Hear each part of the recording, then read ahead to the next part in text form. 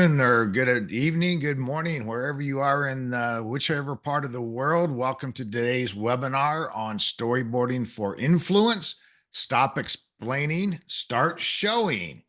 And before we're going to wait just a few more minutes to give people time to move from their past meeting into joining us on this webinar. But while we're waiting, we always love to see from what part of the world you are joining us. So if you would please go ahead and type in your city that you are calling in from or joining us from. All right. So All right. we got Gustav in the DC area. We got someone from Milwaukee. Let me guess who that is. Amber in Charlotte, the Queen City. That's all right. I'm in the peak of good living. More people from DC. We got Romana in Bangalore. There must be evening Yeah, there. we got several from India I see there. Oh, Oh, Sao São Paulo, Paulo. Brazil. All Muito right. bom. Brazil. Bem-vindo. I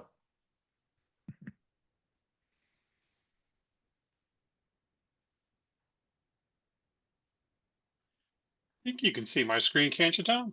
Yeah, I can see your screen. And if you're Good. just joining us, we're asking everyone to type in where they're joining us from, what part of the world you're in, because we love to see the variety. So we have South America, we've got India, we've got North America, and from the US and Canada. It looks like we've got a pretty Okay. good spread across time zones here in North Good. America. Got Kelly there in Toronto. Oh, Leon I in saw. Montreal, Yeah, we got Colorado Eric in Springs, New one of my Jersey. favorite cities to go to. There you go. Oops.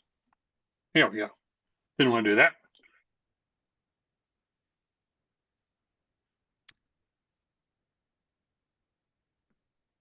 All right. Well, Dean, why don't we go ahead and get started here and go through some of the introductory slides. So if you would jump Absolutely. ahead here about us. So this is our speakers for today. So I am Tom Evans and located in Austin, Texas. I will be the host for today's show. Or webinar, I guess it might be a show too, but webinar. And I've been with Productside as a consultant and trainer for almost 15 years. So I've had a lot of fun, a lot of different companies I've worked with around the world across those 15 years. And I'm going to let Dean, who's going to be leading you through this webinar, introduce himself.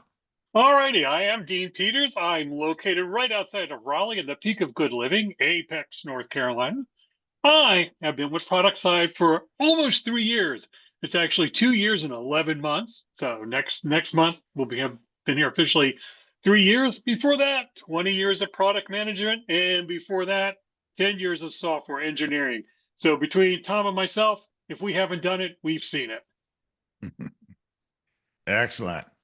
All right, let's go on to the next slide. So let us start off by telling you a little bit about Productside, which is the team behind today's webinar. At Productside, we know how hard it can be to deliver products people not only use, but truly love. Whether it's aligning stakeholders, predicting customer needs, or managing endless backlogs, we've seen it all. Just kind of what Dean was saying is we've seen all of it as through our years of working with companies and consulting. And that's why we're here to be your outcome driven product partner. We don't just provide solutions, we tailor them to your unique challenges. So, part of what we really love to focus on is delivering solutions that help you achieve transformation. So, not only are you learning great principles, but we're going to help you move on into the execution and the application and really help your team be able to transform in their practices of product management. We do tailored expertise. So we recognize each organization may have some unique challenges. And so we make sure our solutions align to really supporting your needs. And the last is a group of invested experts. So think of us based upon our experience and the number of different companies we worked with, that we're able to be an extension to your team and really are obsessed with helping you succeed. So Yeah, in fact, go yeah, ahead. Tom and I are both really active in the our local product communities as well as online. So we're here to answer your questions here. I know you're running, was it the product tank or product camp in your neck of the woods there in Product Austin. camp Austin. Product camp Yes. in Austin, right? Yeah. And same. I'm very active up here at the same meetups here in the Raleigh area. All right. So let's go ahead and continue on here. We're thrilled you're here. Before we dive in, let's talk about how we'll keep this session interactive. First of all, we always get the question, can I watch the recording later? And the answer is yes, you can. We will send you a link to the recording after the webinar. Now, during the session, we want to hear from you. So there is a Q&A feature in Zoom that you can go and post your questions. So don't just wait until the end to post those questions. Post them as they come up during the webinar, and I will find the appropriate time to interrupt the flow of Dean and post those questions out to him, because they really become a lot more relevant if we ask them right at the moment while the topic is being talked about. But don't just stop there. You can also use the chat feature to connect with your fellow product managers. So ask your colleagues questions, share your own experiences, share your thoughts. This chat space is for you to learn from each other as much as from us. So let's keep the energy up and don't hold back. This is the Yeah, time to make the most of today's session. we don't mind being interrupted for great questions and even not so great questions, right? We just because again, this is about you're investing your time, so we want to make this valuable to you. All right. And finally, is we want to have you connect with us on LinkedIn. Our LinkedIn page is more than just a place to follow us. It's a community. When you join us, you'll get access to leadership best practices that can inspire your own growth, conversations about the critical role of product management and tips on making it more impactful, and opportunities to network with other professionals who share your challenges and goals. So you can either join us by scanning the QR code or visit the link that is provided. So we'd love to hear from you, share ideas, participate in the conversation, and keep it going after today's session. So let's work together, build a stronger product management community. And with that, let's dive into today's topic, Dean. Right. So we've done the intro and welcome. Okay, Tom, you did a great job with that. Appreciate that. And today is a story about. We're going to start with a story about storytelling. We're going to talk about storyboards. We're going to talk about how you use them to gain influence without authority as a product manager. We're going to have Q&A probably a couple times. And then we're going to have the really big finish with some offers and some discounts. So hang in there till the end because that's where we do some great stuff here. All righty. Storyboarding for influence. Tom, it's interesting here. I wrote this slide called the story fail. And it's usually those, you and I, like I said, we've been around long enough that we've either done it or seen it. And I think we've both done and seen what we call a story fail, where the value wasn't all that clear, priorities were a bit mushy, a lot full of technical jargon, misaligned vision, and lack of authority. So my question to you is, would you have a story from your career, maybe two stories that you could share with us that would probably help our people understand the need to be able to tell effective stories? Yeah, absolutely. So the first one that comes to mind was very early in my career, and I was a young lieutenant in the U.S. Air Force working as an engineer. And every week we would create these weekly summaries of what's happening with the projects that we're involved in. And one of those ended up going all the way up to the general that was overlooking the whole unit that I worked within. And I got a copy of it back to me with something circled on my little report, and it says, "What is this?" Well, soon after, I get a call from the director of engineering's office, and they said, "Come on over here. We have to answer this question for the general." He said, "Sit down and write out an answer." So I started writing out the answer, and I knew all the technical details behind my project, which was called Microwave Landing System. And I was writing down these technical things around it. And the person I was working with would read it, and he'd look at it and says, "Tom, too technical, too complicated. We got to make this simple. We have to make it so the general understands it. And I'd try to rewrite it again. And he would go and, Tom, too technical. We got to make this simple. And it probably took me about 5 iterations before I finally got it. Okay, I understand. And we wrote it in very simple language that around what really would help the general be able to understand it. So it took me some time, but I started to learn, all right, I have to communicate differently to different audiences, within the organization. Yeah. This, Yeah. I go mean, ahead. I was going to say, I mean, yeah, and I've seen that happen myself quite often there. And I think part of it is we go get our degrees in computer science, we get our technical training. Nobody tells us how to tell stories. I would Mhm. imagine you've seen some other instances too. Yeah. So the other one is, and this was not what I would say was early in my product management career, but a little bit further along in it. And I was writing a set of requirements, and we had just written out requirements around the product, and I was sharing them with the engineering team. And all of a sudden, they were challenging me, like, "Well, why do we need this? Why do we need that?" And I'm going like, well, I'm the product manager. I write the requirements, you just implement them. And what I really learned there is that they were not seeing any of the context. They didn't understand why these were important. And so once I took away that lesson, then I was able to better show to them what the value was behind those requirements. And our conversations went a lot better than just writing out a basic product requirement. Yeah. Tom, like I said, not only did I see that, I engaged in that as well. In fact, that was career limiting for me until I figured that out. What burns my bridges is that I had training in storytelling, because I did have a secret past life that did tell me how to tell stories. But I had the same problem as you. The executives wanted clarity and not complexity. And here we were, not telling them the time, but how to build the darn watch. Hmm. Right. And then of course we put all this technical detail, the engineers look at us going like, yeah, good luck with that. And I think we've all, so especially those of us have come out of a software engineering background where we put something in a little too technical as a product manager, and we get that pushback. Um, but what's even worse is we didn't create that shared vision. And because we didn't create that shared vision, we couldn't get from point A to point B. So we don't get the executive sponsorship, we don't get alignment from the engineers, and the team winds up building things that seems like it's sort of a fractured fairy tale where Hmm. things are sort of all over the place here.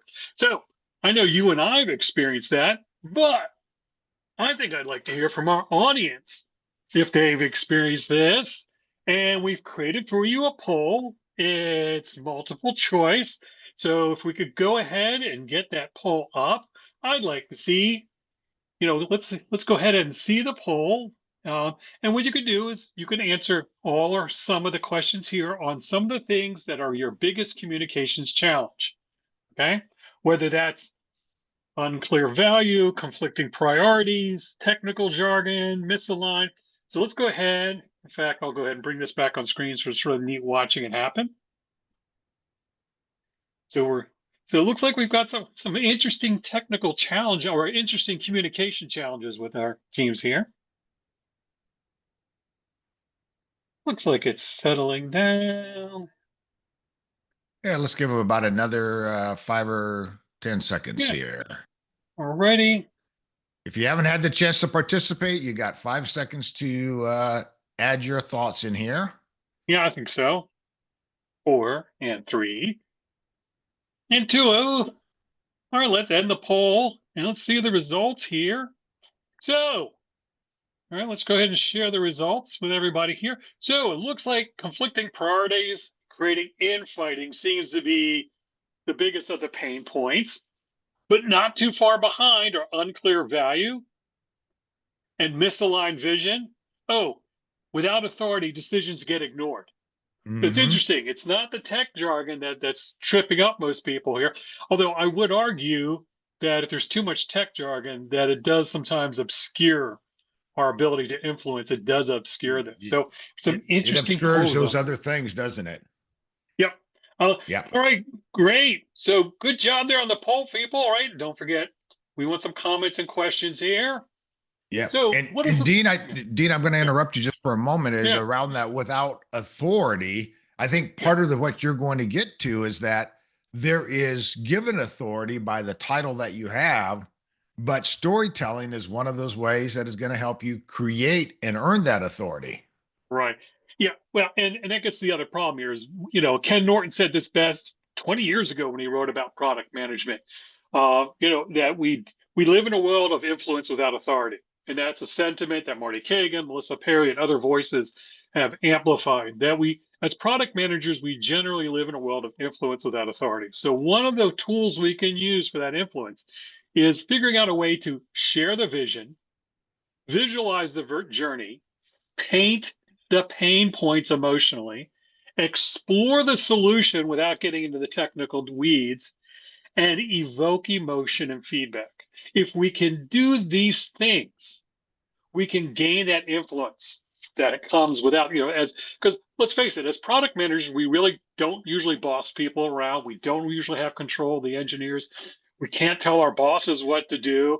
We're competing for resources here. So one of the few tools we have is our ability to tell great narratives.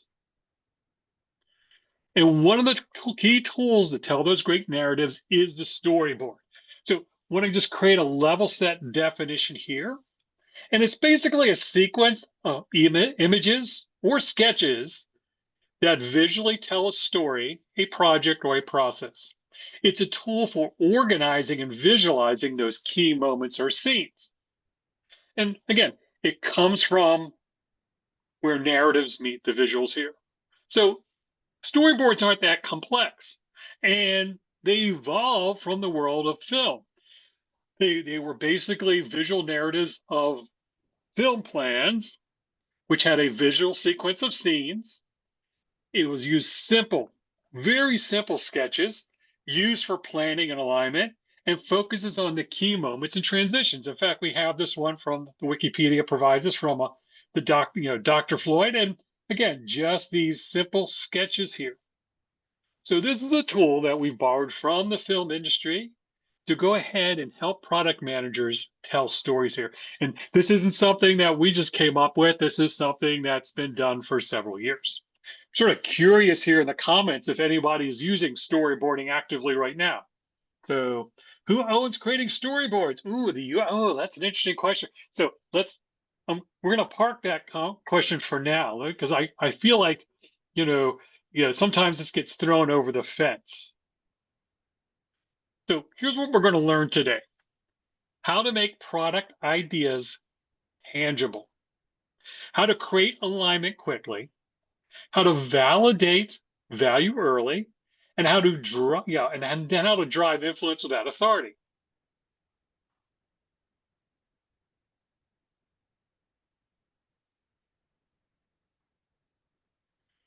So the first concept is making the ideas tangible. Now think about that word, tangible. All right. Storyboarding, and I've got a couple quotes from people who are either experts in product management, marketing, or in the field of storyboarding. And then this first person, Nancy Duarte, is well known for her writing on storyboarding, and she talks about storyboarding helps you see the flow of ideas. It helps you identify gaps in your logic before you build the slides here. I like what Dan Rome said about it. If a picture is worth 1,000 words, a storyboard is worth 1,000 meetings here. Now, it's interesting, Tom. I see a really interesting conversation here lighting up in the Mm-hmm. in the chat here. You've had a few seconds to look at it before we move over. I did here. What are your thoughts there? Because the first question came from the Subham, which said like, "Hey, who owns the storyboards at the UX team?" Cesar sits there and suggests that no, you're confusing with wireframing. And then Amber comes back with, "I've always felt like the product and the film industries are interconnected." By the way, Patrick Lencioni, a well-known author for writing fictional narratives, has actually had podcasts on this very topic. So you're absolutely on target there. So what are some thoughts here, Tom? Yeah. So, in terms of thinking about storyboarding versus wireframe, I think the way I would want to think about that is the level of fidelity that you are putting into it, and and when I say fidelity, is the level of detail that you're putting into communicating the solution. and also the time investment that you are putting into Right. it. And so once you start to see the storyboard, you're going to see it's not a significant time investment that's going into. There's not a deep level of fidelity around it. Whereas I move into wireframing, I'm starting to create a higher level of fidelity. And Yeah. yes, I would definitely lean toward, and it kind of depends upon the phase you're in, but you might want to work with UX around creating a storyboard just because of some of their talent and being able to do visuals and communicate the story. But Dean's going to show you ways that you Yeah. can do that on your own. Yep. When it comes to UX, if I'm just trying to get some general thoughts across, sure, as a product manager, I might do that. Or, I mean, in terms of wireframes, I might want to do some of that as a product manager. But if I have a UX team, I'm really going to lean upon them to do the more detailed Right. part of that. Dean? And this gets back to what you were trying to, when the general sat there and circled that, what is this? And you had that mentor, who was telling you, listen, Tom, too technical here. Wireframes are great, but as product managers, we're more interested in who has the problem and what story, what problem are we trying to solve and who are we trying to solve it for? We need to get buy-in on that. We need to speak to the rational mind, the emotional mind, and the decision-making mind, which means we need to start with the why, then get into the how, and then get into the what. Wireframes, I feel like, jump quickly too much into the how and the what. Exactly. Yes. And we Mhm. we wind up, and again, if your idea is not seen, it is not understood. So one of the frameworks that we can advise to you is this golden circle by Simon Sinek. And it's really simple. Basically, you share a journey to align your teams. Why does this problem matter? You need to start with the why. How does the solution address it? Then what is the final outcome? And notice that last one is on the outcome. I can show people wireframes, but if I don't speak, so the wireframe is the how. But I need to sandwich that in between. First of all, why is this important? Why are we investing in solving this problem? And then I need to be able to put on the other side of that sandwich is, by the way, here's the payout. Here's what's in it for us. Like your general there, he probably, or the boss is that I did that. He was like, it's like, well, what's in it for me in the business? So there's some really good examples of how to do this. I think the first example is just watching this 6 or 7 minute video. Steve, and we're not going to watch this video here. In fact, I'll put the video here. All right, we'll put it in the jobs video. Jobs video. Oops, there it is. And this, it's interesting because right off the bat, a person raises their hand in this meeting and wants to talk about programming languages and really starts beating up Steve Jobs, and he stops the entire presentation and talks about storytelling here. So this is a really great way to learn why storytelling is so important. Starting with the why there, I would advise anyone to watch this video. And if you can't get started, you can use generative AI to do this. For example, I created a simple prompt here that basically sits there and says, I want you to act like a storyboarding assistant. I want to basically create 4 slides based off of Simon Sinek's. It starts with why. And I'm asking it to ask me one question at a time and then generate context for my slide deck. So, for example, what problem are we solving and who are we solving it for? Now, I decided I was going to do this for the product we know as Slack. Remote teams waste time switching tools. So we start with what problem are we solving? By the way, Tom, how often do we, I think everyone who's taken at least one class, at Productside has heard this particular, this is, Mhm. doesn't matter which class you're taking, digital product management, optimal product management, our AI class, or even our agile class, that what problem are we solving? So I did this for Slack problem here. Why are we doing it? The work, we feel work is better when people feel connected. So we talk about why. We make that emotional connection first. Then we make that rational connection. We're going to bring them together through tools here. And then finally, what's the outcome? What's in it for us? What's in it for our coworkers here? And then there's your content for your slides. Here's your title. your subtitle, your bullet points. And so again, it's not hard to do this, this type of work, and it doesn't matter whether you're using Copilot or Chat GPT. And in fact, I'll go ahead and give you a link, I've actually created prompts for this that you can run yourself here. Let me just get the link and save this. All right, so here's a link to all the prompts, prompt library for storytelling. All right, there it is. And again, here's my 4 slides narrative builder here. So you can take this, prompt, you can copy it, you can put it in Copilot, you can go ahead and put it in ChatGPT, you can put it in DeepThink. Doesn't matter. It'll ask you 4 questions at a time, and it'll help you shape your story. Then you can use other tools. So, and I think the key there, Dean, is anytime we're trying to communicate a story, whether it's just telling the story or through a storyboard, which is more visual, is it starts right. with those basic questions that you talked about. What Yeah. problem are we solving? For whom? Why Yeah. is this important, et cetera? Right. Because think about your audience here. If I've got people who are sponsors, they're looking to, I remember, pitching a story that one company I was at was asking for 5 million for, to develop this idea. And as I was walking out of the room and had it approved, the chief financial officer stopped me for a second and said, "Oh, congratulations, Dean. By the way, we're giving you 5 million. Remind me again when I'm going to see my 50." So again, we want to make sure we're telling it what's in it for them. Any questions we have in the Q&A yet, Tom? No questions yet in the Q&A. The questions were coming through on the chat there, but All right. please, yeah, please, Yep. if you do have any questions though that you want to post them in the Q&A window, and I'm monitoring that, and we'll bring them up at the appropriate times. All right. Let's talk about creating alignment. Let's get some emotion in here. All right. So story maps. Jeff Patton, well known for that. And his story maps, he talks about organizing the story of our product. And he talks about visualizing the user journey.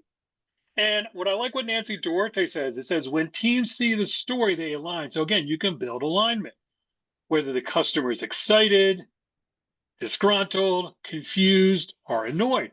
Basically, you can share the vision of the actual entire journey there and get alignment with your team and the organization through a shared vision. And it's going to create less back and forth.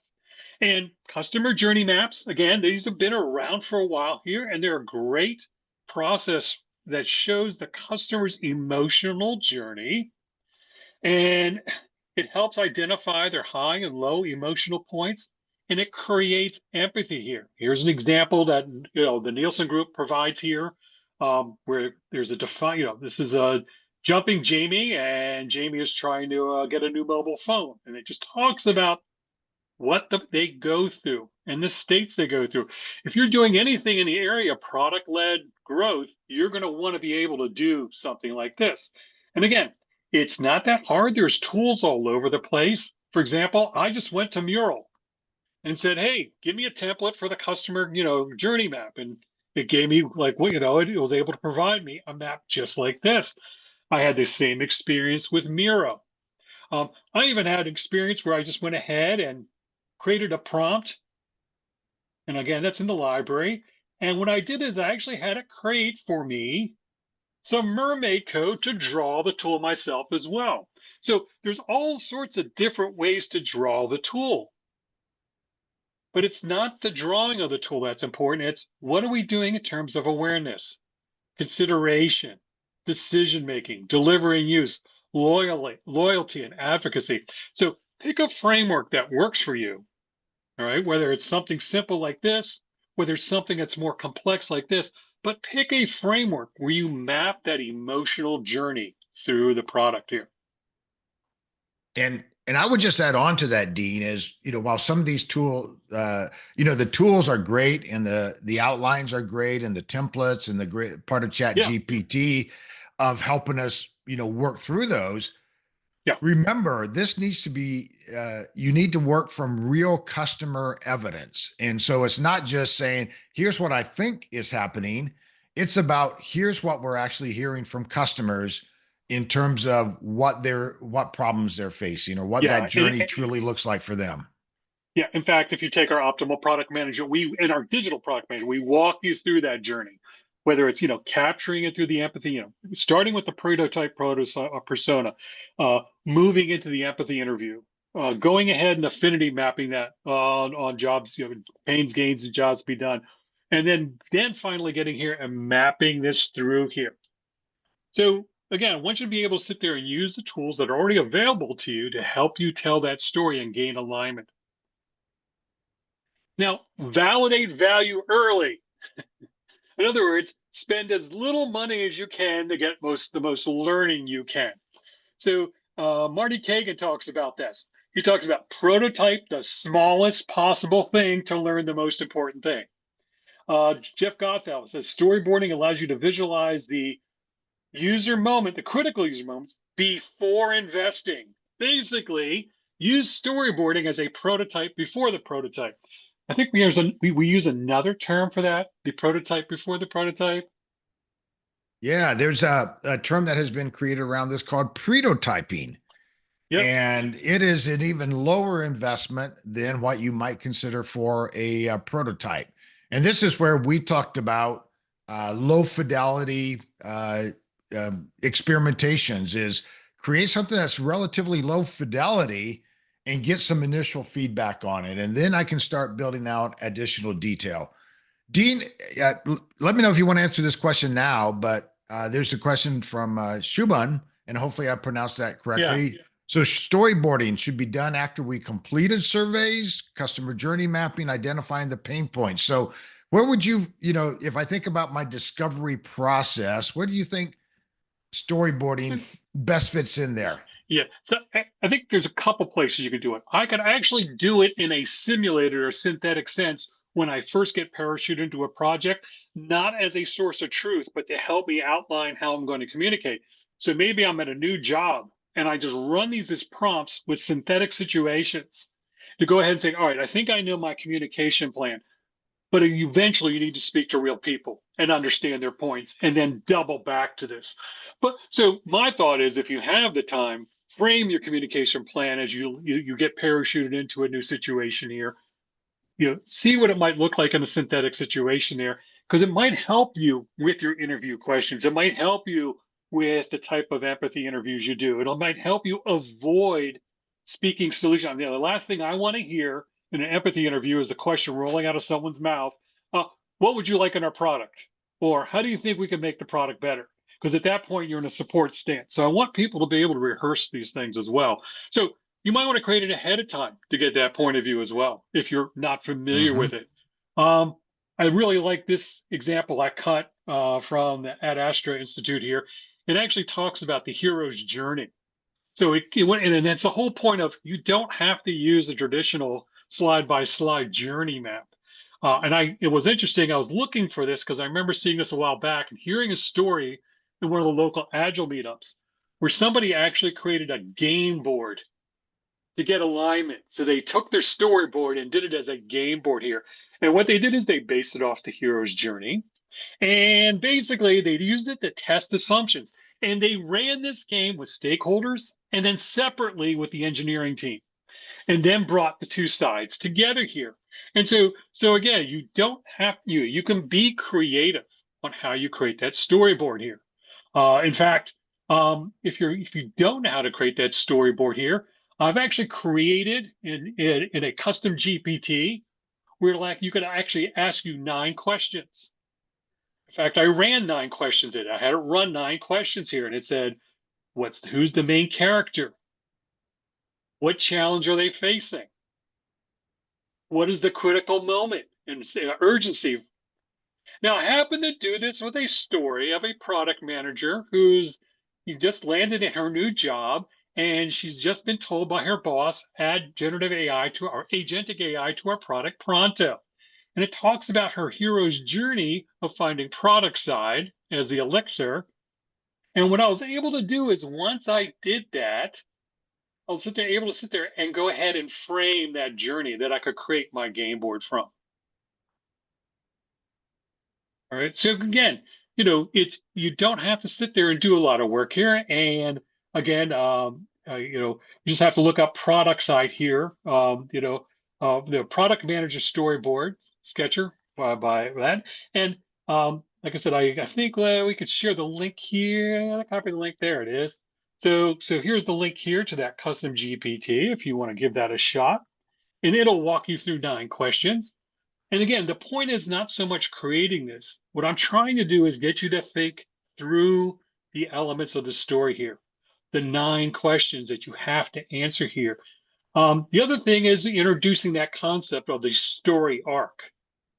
You'll notice here, the hero hears the call, refuses the call, loses the turn, joined by friends, they get to spin again, blocked by enemies, or they lose a friend and lose a turn. So again, you can tell the story in novel ways to get that buy-in. I think the last point here is figure out what audience you're speaking to, figure out which story arc is going to help you tell your story the best. You notice here over to the right-hand side, I've got the hero's journey, and it's really good for showing stories about transformation.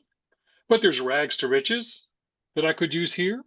The underdog story, the problem-solving story, the testimony. So figuring out which of these story arcs. If you don't know any story arcs here, I've already got a data set called story arcs. So you can go ahead and use this from that library I just shared with you, and you can figure out which story arc helps you tell the best story for the audience you have.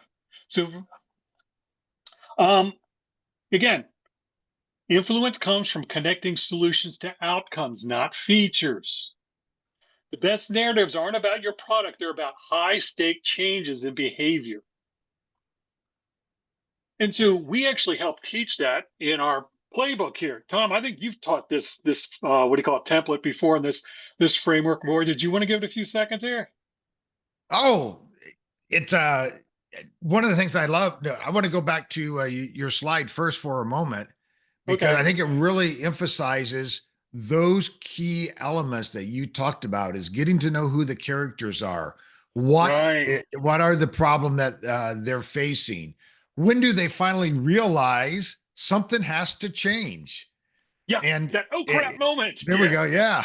Yeah. And now we demonstrate the solution. And so, the biggest part for me is you can make a emotional connection with the person that you're trying to get some validation. Is this what you're experiencing? Are you feeling these types of things? Now that you see the solution, does that feel like the right type of solution? And we're still at low fidelity, right, Dean? We're not getting Yeah. into a detailed Well, description of the solution. here's how we teach it. I mean, this is the template. If you get our playbook, when you take one of our classes here, you know, there it is. It's not that hard to do. And in fact, people, if you're capturing screenshots, go ahead and capture this one, right? So it doesn't take much to sit there and be able to put together. So you don't need generative AI. You don't need all the tools that Dean likes to use. But again, you can use these tools to help tell that story there. In fact, let me go ahead and walk through some of these tools that I used for that, because I actually started out here a whole new chat GPT session, and I tried this out in Claude, I tried this out in DeepSeek, it worked the same way with one exception. So first thing I said, tell me the hero's journey, in 6 5-word bullet points, ordinary world. So again, I decided to pick that story arc and said, okay, let me know if I want to create a product manager's version of this. And I said, yeah, frame the learner's journey from those who take the Productside AI product management class as a hero's journey. So I've set the session to start thinking about the story arc. I've created the story arc then for our basically our slides. And then thank you, the people at OpenAI. They sent me a gift last night because they've updated their image generation capabilities in GPT 4.0, and I was able to generate this with a simple prompt. It basically is, give me a manga, if you're not familiar, comes out of the world of, it's a merging of a couple Japanese terms, but is the Japanese comic book storyboard type form there. So as soon as it said manga-like pages for the user's journey here, and you can see it created my, in one image, it created for me my storyboard. So again, using the tools is not the problem. It's getting the story right first.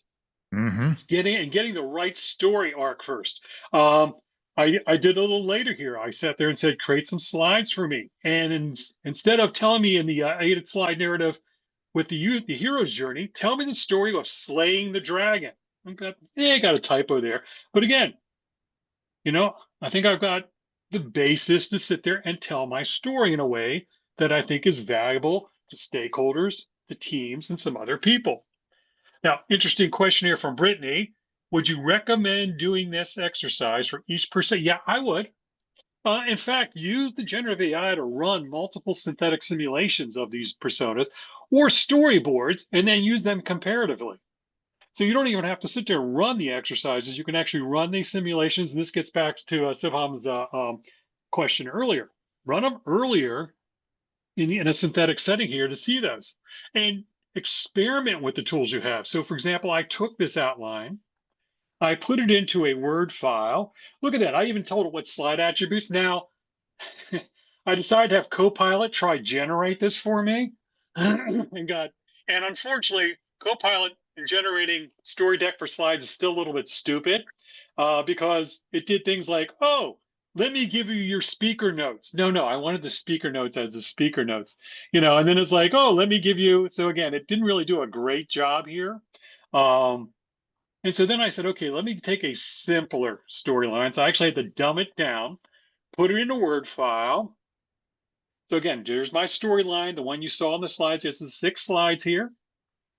And then basically I just said, with Copilot, create a presentation from this file. And it took a nice, briefly worded slide deck and turned it into a word salad. So again, I think it's defeating itself. It's not adding a lot of value. It's adding too many words, but it did give me some interesting things here. Now, Yeah. what was Dean, I want interesting? to go Yeah, back to, I'd like to yeah, go back to Brittany's question is, would you sure, recommend absolutely. developing, doing this for each persona? And I, one of the things that come to my mind, part of it depends on how far along you're in the discovery. Now, Yeah, yeah, it does, we can create these fairly quickly, especially using Chat GPT. So it's not time consuming, but what I might do is first just start off with a storyboard around what we believe the general problem is based yeah, upon what we've heard. And then, especially if I'm in a B to B situation, and then I can start breaking that down into more specific personas as we're getting further definition into understanding the problem and what are some potential solutions. yeah. So, mhm. Yeah, notice that in all these situations, I answered the questions first. In other words, I already gave it the story here. I already had the story sketch. So to your point there is, yeah, sit down if you want with a pad of paper or with something, okay? And answer the questions. Again, go back to this, starts with why. What problem are we solving and who are we solving it for? Why is this important to solve this?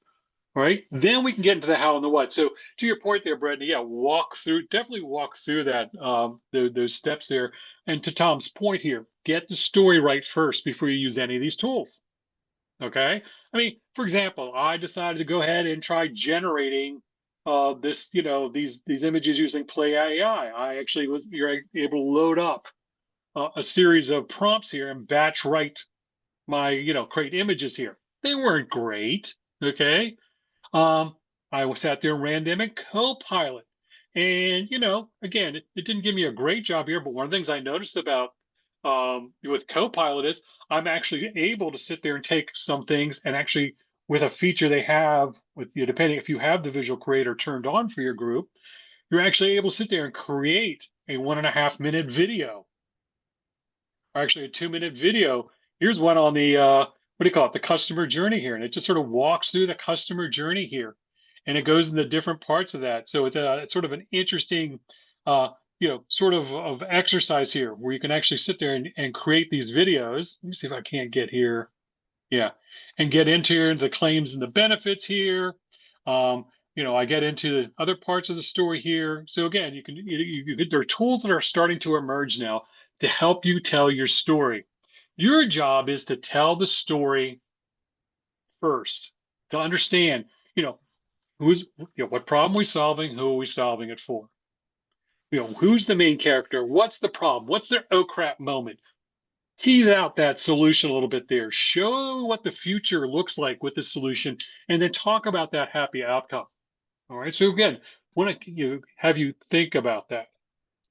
I don't see any more questions here. No, I don't have any in Q&A at the moment. So, All righty. So I think what I want to do is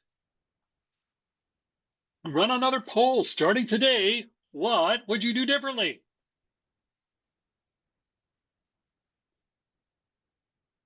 Again, this is multiple choice.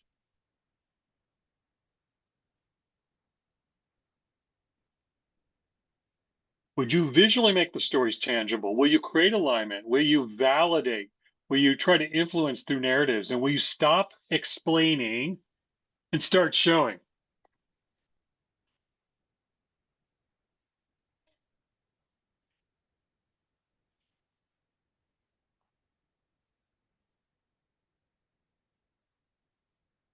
all right, let's give about another 10 seconds here I think for your so. responses, and then we'll close that poll. Yep.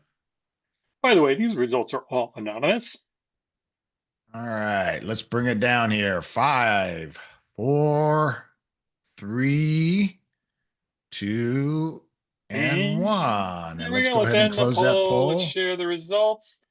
So stop explaining and start showing. Yes. All right. Stop explaining and start showing. Get people to understand the who and the why. Uh, Validate ideas. Yeah. It's inexpensive to validate idea through a storyboard. Nothing is sad. In fact, I think it's Jeff Patton or Jeff Goffel who said the most expensive way to do product discovery is by building a well-built product in production. Okay. So what you want to do is use the storyboard as a low fidelity, inexpensive way to sell the idea, to sell the outcomes, to sell who has the problem and why this problem is worth our company investing in this, as opposed to this is how we're going to build it. So I want to make sure we're clear about that. That this is part of what we're trying to do with storyboarding here. Your thoughts there, Tom? Well, Dina, this has just prompted me. I was meeting with a friend, probably it's been about 4 or 5 months ago, Yeah, and he's working on a startup idea with several other friends, and he had shared their pitch deck to me. And right, I went through the pitch deck, and I had all of these different questions about, well, what's the real problem there, et cetera. And as he started to talk through, and I hadn't realized that through the pitch deck, I couldn't tell they had done the validation work.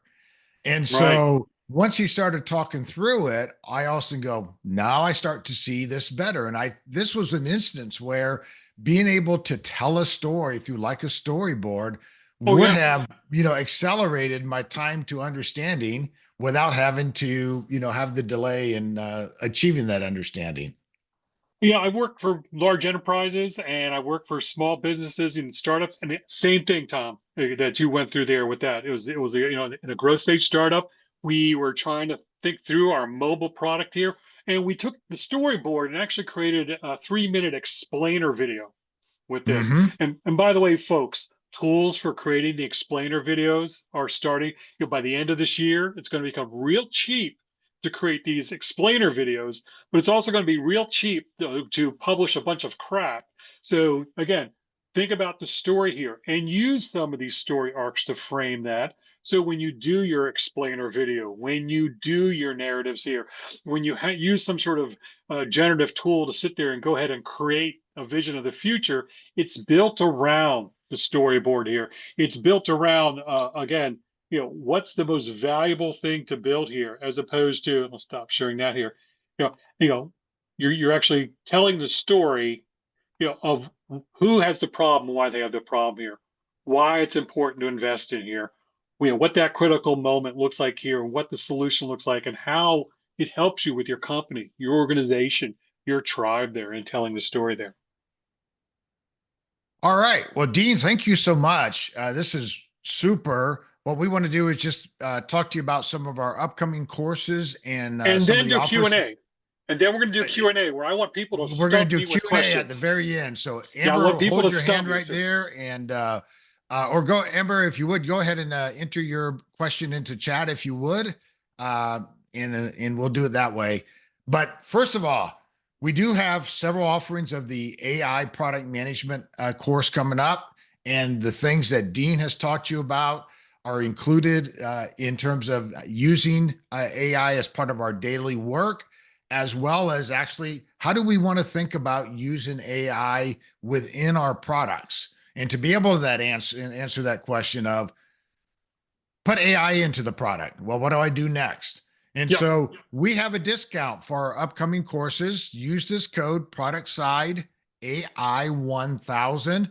And this code is available up until April the 25th. So this is for our live online product management for our AI product management course.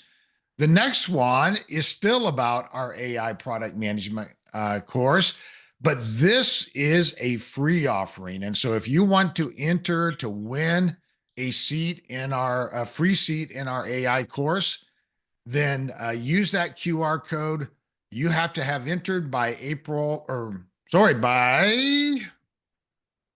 sorry, got to go to my notes. Sorry, I had not moved That's all along right. with it, but So, by April so the 5th, yeah, we have to have entered by April the 5th. And that winner will get a spot in our course that starts on April the 28th. So make sure that if you enter in this, that you're going to be available for the April the 28th course. Let's go into the upcoming webinar. And oh, so the webinar coming up on April the 9th, and that includes the great Dean Peters as well as the highly enthusiastic Ryan Cantwell. And they're going to be talking about the challenges that are facing enterprise product development. And you notice there's a word of unsafe, little play on words there in terms of how some organizations are yeah, doing enterprise product development. So if you're in that situation, you want to come see that. if you Dean? put it this way, if you want to see some people throw shade at cast shade on Agile, especially Save. If you want to see people talk about how older, larger frameworks are going to be getting in the way, if your organization's what would you call it, bureaucracy is frustrating you, this is the webinar you want to attend.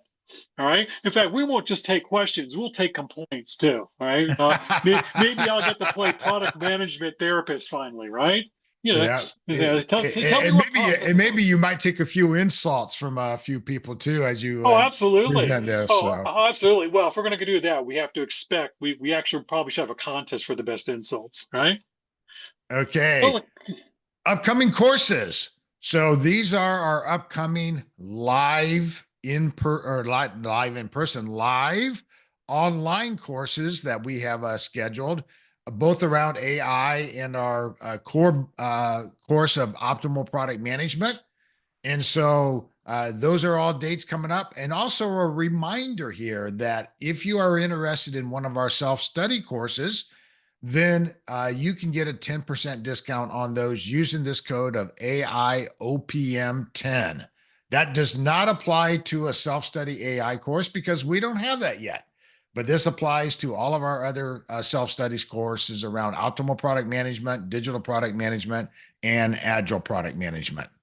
So, Dean, let us go into the Q&A session. So, awesome. Amber posted her question here in the Q&A. How do you think about mediums for storyboarding? Are there best mediums for if you're short on time and if there's a low stakeholder tolerance for new ideas? Yeah, I like this questions here. And I like the fact that Amber's leading out with, hey, tell me how to deal with my audiences here. For those who don't know, the worst kept secret on the interweb, my secret past life is I grew up in the theater and sung professionally, sang opera professionally. So storytelling to me was interesting because when it comes to audiences, I could sing the same opera on Thursday night for a crowd with tuxedos and driving in a limousines here, and everything had to be by the book, very strict, very long-winded. Friday night, people had a little few more adult beverages in them and things were happening. And then on the Sunday matinee, people were bringing their kids and we could be a bit looser here. So to your point, Amber, depends on your audience. Now, if you're speaking to stakeholders, which it sounds like you are, you might want to find, think about maybe that 4 slide format that I talked about, which starts with why. So for example, I think I was talking about this, how would I look at this? How would I do just the answer what problem are we solving? Why are we doing this? Who are we solving for? And exactly, what's in it for us here. So you might want to go ahead and just do a 4 slides. Keep the images low res. You don't have to sit there. Again, they're going to be more interested in the story you tell than in the format you delivered it. So just make sure you understand that story, have conviction in it, and tell the story. You don't have to tell it perfectly here. You just tell the story that makes the most natural sense for your organization. But I really like this question here. Yeah. Yeah. And to your point there, that answering that question from the very beginning of what problem we're solving is wonderful because now you've already got the hook in place. Too many presentations I see, especially from startup companies, focus on telling the story about their solution. And I'm still in here going from the very beginning, what problem are you solving? And they still haven't answered that question. So leading with that is going to be a great hook to start getting people's attention. Why do we want to do this? Now you have if you have some research, you have some market information and some validation. Maybe you've already done a little bit of market sizing. Again, I got my second hook in there. People are going to want to listen. And now I can start talking about the solution. Yeah, and, Dean, and again, yeah, go ahead. oh yeah, I was going to say another question. Another question for you is if you think about what Amazon does in writing their press release first, in reality, that press release is telling a story. It's just in a structured press release, written type format. How would you compare using something like the Amazon press Working it release backwards. versus doing a storyboard? Yeah, again, I like both. And you might want to do, for example, if you don't know how to use storyboard first, do your press release first. In other words, the press, I mean, for example, here's, you know, try this next time. Hey, I got an email and a couple Slack messages. Okay, maybe put it in the Copilot and say, hey, write for me an AP style press release for what the future looks like. And you just put that in there and have it, and in fact, have it give you different versions. Do the press release for stakeholders who are grumpy. Do the press release for engineers who are picky. Do the press release and then compare the versions here. And that might help you understand how to frame your story.